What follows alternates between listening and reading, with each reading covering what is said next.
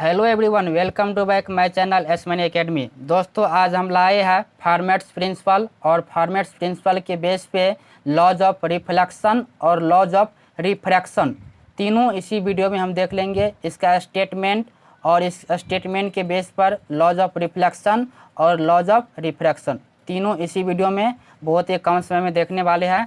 दोस्तों, यदि आप हमारे चैनल पर न्यू आए हैं तो हमारे चैनल को सब्सक्राइब कर लीजिए और उसके साथ आने वाले बेल आइकन को भी प्रेस कर लें, क्योंकि इस तरह के हम क्वेश्चन के साथ आंसर लाते रहते हैं और जो भी हम क्वेश्चन लेते हैं सब क्वेश्चन बैंक से लिया गया है। तो चलिए दोस्तों, आज के क्वेश्चन का आज का पहला क्वेश्चन है 2019 में पूछा गया है, एक का ए नंबर में, जिसका आंसर कंपलसरी होता है एग्जाम में देने के लिए। तो उसी का हम सोल्यूशन करते हैं।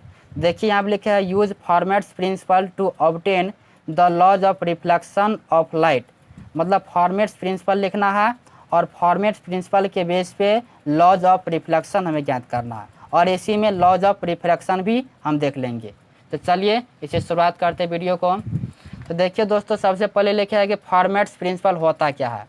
तो when A ray of light passes from one point two another point by any number of reflection and refraction.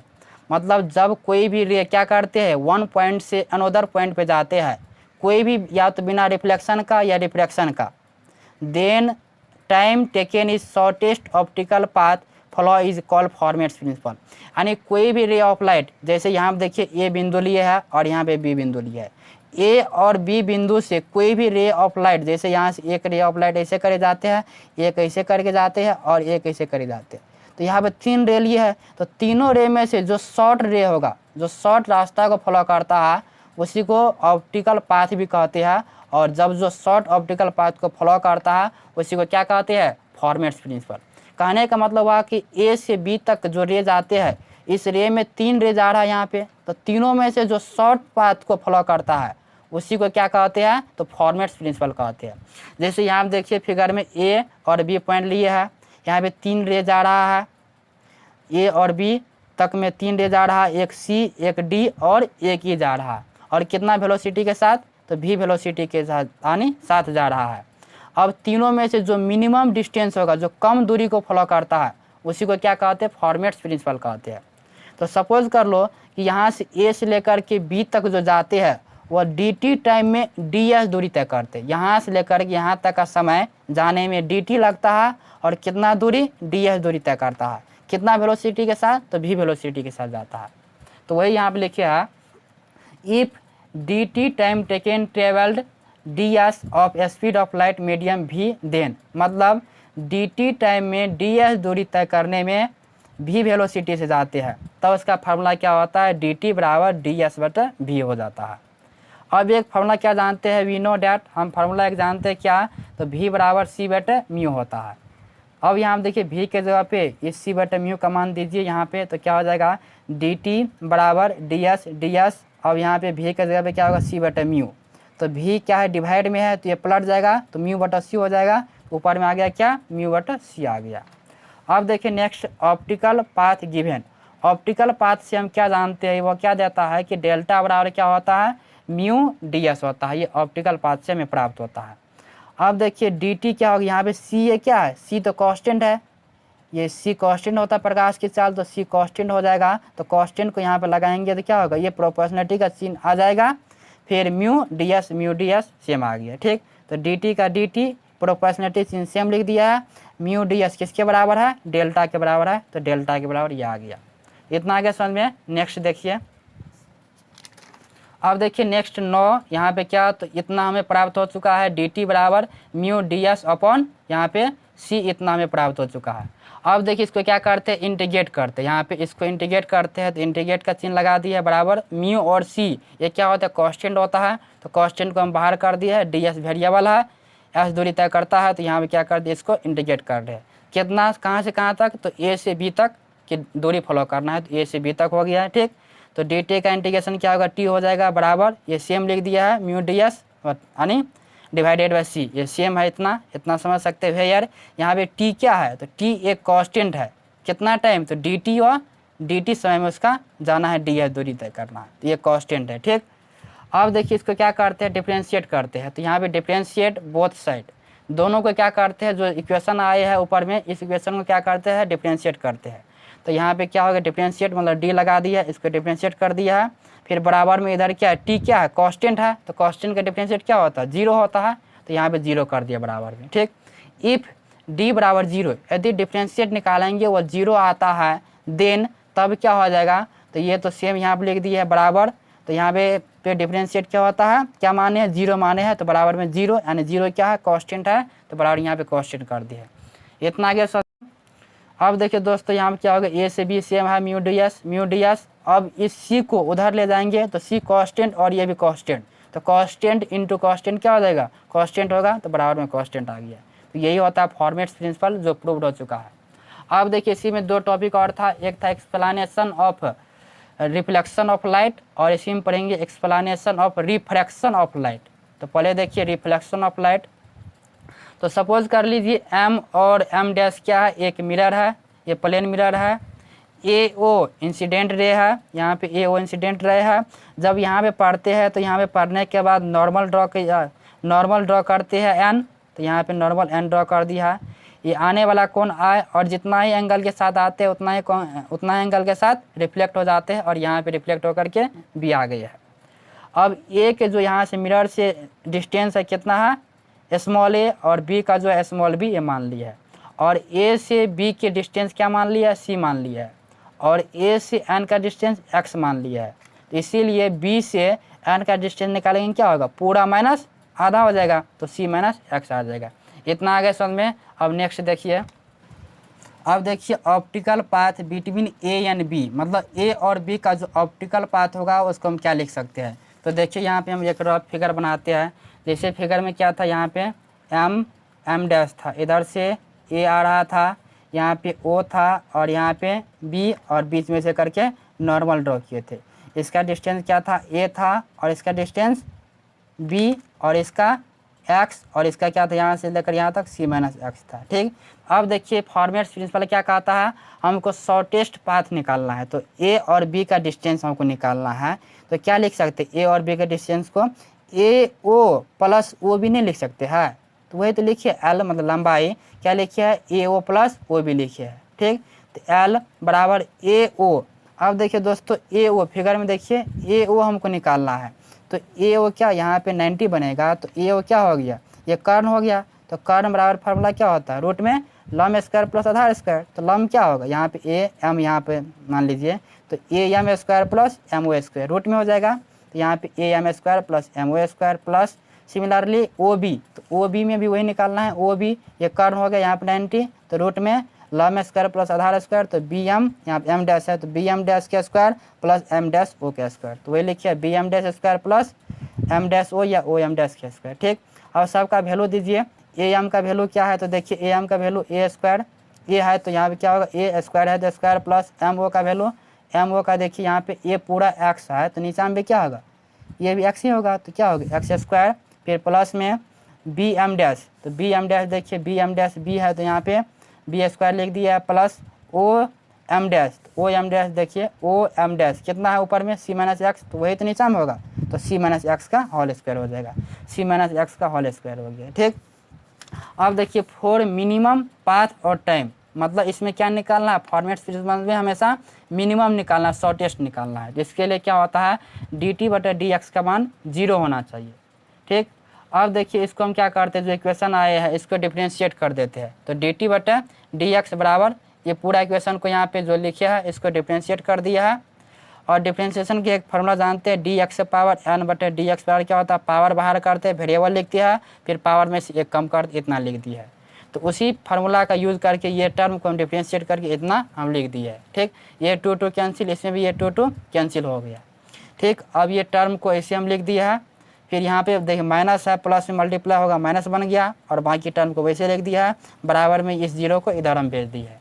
ठीक, अब देखिए आगे में ये माइनस वाला टर्म बराबर के उस साइड जाएगा तो प्लस बन जाएगा, तो यहाँ पे इसको सिर्फ इधर भेज दिया है, बाकी टर्म वैसे का वैसे है। ठीक, आ गया। अब देखिए दोस्तों फिगर में यहाँ पे एक्स बट्टा रूट में A square plus B square, तो देखिए यहाँ पे एक्स क्या है, एक्स किसका वैल्यू है, ये एक्स देखिए यहाँ पे एम ओ का वैल्यू है, एक्स किसका है, तो ये एम ओ का वैल्यू है। फिर बट्टे में अब देखिए रूट में A square plus X square, तो देखिए दोस्तों यहाँ पे रूट में क्या A X square plus O square निकाले, रूट में A square plus X square के बराबर में क्या ऊपर में देखिए इस टर्म से आया है और इस टर्म के ऊपर में क्या है ए ओ है, तो मतलब ए ओ इसके बट्टे में लिख सकते हैं, तो क्या होगा एम ओ के बट्टे में ए ओ लिखेंगे। ठीक, तो एम ओ बट्टे ए ओ, देखिए एम ओ बट्टे ए ओ मतलब क्या, ये लम और ये कर्ण, तो लम बटे कर्ण क्या होता है साइन थीटा का, तो साइन थीटा का फॉर्मूला हो जाएगा, तो साइन थीटा हो जाएगा।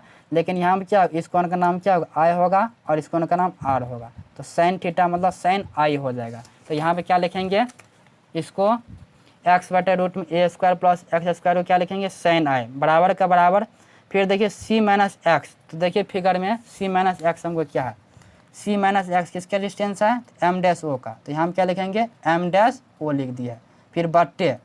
ठीक, उसके बाद देखिए बट्टे में क्या बी स्क्वायर प्लस सी माइनस एक्स का होल स्क्वायर, ये टर्म भी हम ऊपर में निकाले, देखिए यहाँ पे देखिए बी स्क्वायर प्लस सी माइनस एक्स का होल स्क्वायर इस टर्म से प्राप्त है और इस टर्म का नाम क्या है ओ बी है, तो यहाँ पे क्या करेंगे यहाँ पे ओ बी करेंगे। ठीक, अब देखिए फिगर में एम डैश ओ और ओ बी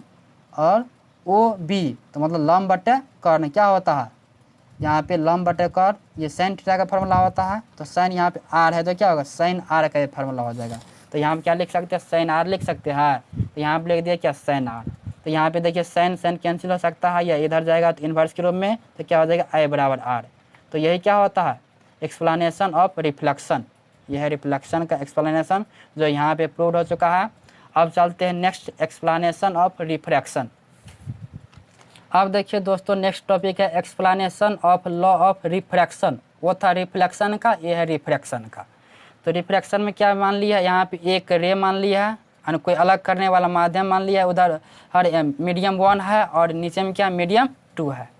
यहाँ से ए पी कोई रे आते हैं, फिर आने के बाद यहाँ पे क्या किया नॉर्मल ड्रॉ कर दिया है, जब माध्यम चेंज करता है मीडियम चेंज करता है तो उसके पाथ में भी क्या होता है चेंज होता है, ये हल्का डेविएट हो गया ऊपर की तरफ। ठीक, यहाँ पे ए मान लिया है और यहाँ पे बी मान लिया है, इसका डिस्टेंस स्मॉल ए और इसका डिस्टेंस स्मॉल बी मान लिया, ये θ1 और ये एंगल θ2 मान लिया है। कितना वेग के साथ आता है तो v वेलोसिटी v1 वेलोसिटी के साथ ये आता है और जाता है कितना के साथ तो v2 वेलोसिटी के साथ ये जाता है। ठीक, अब पूरा डिस्टेंस यहाँ से ए से लेकर के बी तक के जो डिस्टेंस है यहाँ तक पूरा इसको डी मान ली है और ए से लेकर के नॉर्मल जो पीछे किए थे इसको एक्स माने हैं। तब यदि हम बी से लेकर के इधर का नॉर्मल का निकालेंगे तो क्या होगा पूरा माइनस आधा, तो क्या होगा डी माइनस एक्स हो जाएगा, तो यहाँ पे डी माइनस एक्स इतना आ गया समझ में। अब देखिए यहाँ पे टोटल निकालेंगे तो टोटल के लिए क्या हो जाएगा, तो जैसे पीछे किए थे तो यहाँ पे क्या होगा A P plus P B होगा, तो वही पे यानी A P plus P B होगा, तो वही लिखिए क्या यहाँ पे A P plus P B total निकाले हैं, टोटल टाइम निकाले हैं। तो देखिए अब यहाँ पे क्या होगा, अब देखिए यहाँ पे टी, तो यहाँ पे टाइम बराबर क्या होता है फार्मूला डिस्टेंस बटा वेलोसिटी, तो डिस्टेंस देखिए ए पी का डिस्टेंस क्या है, तो फिगर में देखिए ए से पी का डिस्टेंस, तो ए से पी का डिस्टेंस ए पी है और वेलोसिटी कितना वेलोसिटी के साथ तो v1 वेलोसिटी के साथ, यहाँ पे v1 हो गया, फिर प्लस टी तो टाइम बराबर डिस्टेंस बटा वेलोसिटी, तो पी बी का डिस्टेंस पी बी और वेलोसिटी v2 है तो यहाँ पे v2 हो गया। ठीक, अब देखिए आगे, तो ये इधर तो टाइम है तो टाइम बराबर ए पी का मान देखिए निकालेंगे, तो ए पी बराबर फिगर में देखिए ए पी फिगर दिख रहा है, तो ए पी बराबर क्या होगा, तो ए पी क्या है ये यहाँ पे 90 है, तो 90 के सामने ये कॉर्न, तो कॉर्न स्क्वायर बराबर क्या होगा लम स्क्वायर प्लस आधार स्क्वायर रूट में, तो क्या होगा लम कितना है, तो ये देखिए लम स्क्वायर प्लस आधार स्क्वायर, तो लम कितना होगा ये एक्स, तो ये भी क्या होगा एक्स ही होगा, एक्स स्क्वायर प्लस ए स्क्वायर वो भी रूट में होगा, तो यहाँ पे क्या लिखा है देखिए रूट में एक्स स्क्वायर प्लस ए स्क्वायर, फिर बटे v1 का v1 प्लस पी बी, उसी फार्मूला की यूज़ करेंगे। यहाँ पे देखिए पी बी, तो पी से बी तक ये भी क्या है कर्ण है, तो कर्ण बराबर फार्मूला रूट में लम स्क्वायर प्लस आधार स्क्वायर, तो लम क्या है यहाँ पे डी माइनस एक्स का होल स्क्वायर प्लस आधार कितना है तो बी का स्क्वायर, यहाँ पे बी का स्क्वायर लिख दिया है। ठीक, दिख रहा है बी का स्क्वायर लिख दिया है और v2 का v2 लिख दिया है। देखिए फॉर मिनिमम पाथ के लिए क्या होता है हमेशा ये बार बार बता रहे हैं डी टी बटा डी एक्स बार क्या होता है 0 होता है। अब देखिए सिमिलरली जैसे उसमें डिफ्रेंशिएट किए थे इस इक्वेशन को, वैसे ही इस इक्वेशन को इसमें डिफ्रेंशिएट करने के बाद ये टर्म आ जाएगा, इस फार्मूला का प्रयोग करने के बाद यहाँ पे डी एक्स पावर एन बटे डी एक्स बराबर N X power N minus 1। इस फार्मूला का प्रयोग करने के बाद ये टर्म आ जाएगा जैसे पीछे हम बताए थे। ठीक, तो यहाँ पे टू कैंसिल, टू कैंसिल, इतना आ गया। अब देखिए दोस्तों क्या है, डी टी बटा डी एक्स बराबर कितना हो जाएगा एक्स। ये टर्म को हम जैसे है वैसे का वैसे हम लिख दिए। यहाँ पे माइनस था और यहाँ पे प्लस था, तो प्लस माइनस माइनस हो गया। यहाँ पे ये टर्म हम लिख दिए। ठीक, अब डी टी बटे डी एक्स को हम क्या लिख सकते हैं, जीरो लिख सकते हैं। मिनिमम पाथ के लिए यहाँ पे जीरो, तो यहाँ में हम जीरो लिख दिया है। अब देखिए नेक्स्ट देखिए, अब नेक्स्ट में क्या किया है, इधर जो माइनस वाला टर्म था पीछे देखिए, पीछे माइनस वाला जो टर्म था उसको बराबर की उस साइड भेज दिया, प्लस में आ गया। ठीक, अब जिस तरह फार्मूला उसमें अंतिम में लगाए तो उसी तरह वहाँ पे फार्मूला लगाइए, तो साइन थीटा 1 हो जाएगा इसमें, और ये साइन थीटा 2 हो जाएगा। यदि हम लगाएंगे तो वीडियो बहुत बड़ा हो जाएगा, इसलिए आप इतना कर सकते हैं। तो देखिए यहाँ क्या होगा, साइन थीटा 1 और नीचा में क्या होगा, ये V1 फिर बराबर ये साइन थीटा 2 हो जाएगा, और इधर V2 है, V2 हो जाएगा। ठीक, अब इस साइन थीटा यहाँ पे 2 है, तो इसको इधर लाएंगे तो साइन थीटा 1 बटा साइन थीटा 2 बराबर V1 बटा V2, इतना कर सकते हैं। अब देखिए ये साइन थीटा 1 ये क्या आने वाला एंगल है, तो I और ये रिफ्लेक्टेड एंगल है तो क्या होगा, R होगा। तो साइन I बटा साइन R बराबर, ये दोनों तो कॉन्स्टेंट है, तो कॉन्स्टेंट बटा कॉन्स्टेंट क्या होता है, कॉन्स्टेंट होगा, ये कॉन्स्टेंट हो गया। तो साइन I बटा साइन R बराबर, इसी को कभी कभी हम क्या लिख सकते हैं, N/1, मतलब दूसरे माध्यम का और ये पहले मीडियम का, तो ऐसे करके लिख सकते हैं। ये क्या होता है, साइन I बटा साइन R क्या होता है, स्नेल्स का लॉ होता है, इसीलिए लिख सकते हैं this is also called Snell's law, इसी को स्नेल्स लॉ भी कहते हैं। तो दोस्तों कैसा लगा वीडियो, बहुत ही कम समय में हम 20 मिनट में ही पूरा 3 डेरिवेशन पढ़ लिया है। तो दोस्तों यदि अच्छा लगा, समझ में आया, तो हमारे चैनल को सब्सक्राइब कर ले और उसके साथ आने वाले बेल आइकन को प्रेस कर ले, क्योंकि इस तरह का क्वेश्चन के साथ आंसर यूट्यूब पे हम पहली बार ला रहे हैं, कहीं पे आपको क्वेश्चन के साथ आंसर नहीं मिलेगा, इसलिए हमारे चैनल को सब्सक्राइब करके बेल आइकन को प्रेस कर ले। आपको जो एग्ज़ाम में 85% दिलाएंगे दोस्तों, 85%, जितना वीडियो अपलोड हम करते पूरा आप देखते रहिए, देखने के बाद आपको एग्ज़ाम में 85% मार्क आएगा। तो मिलते हैं नेक्स्ट वीडियो में, आज के लिए इतना ही, बाय दोस्तों।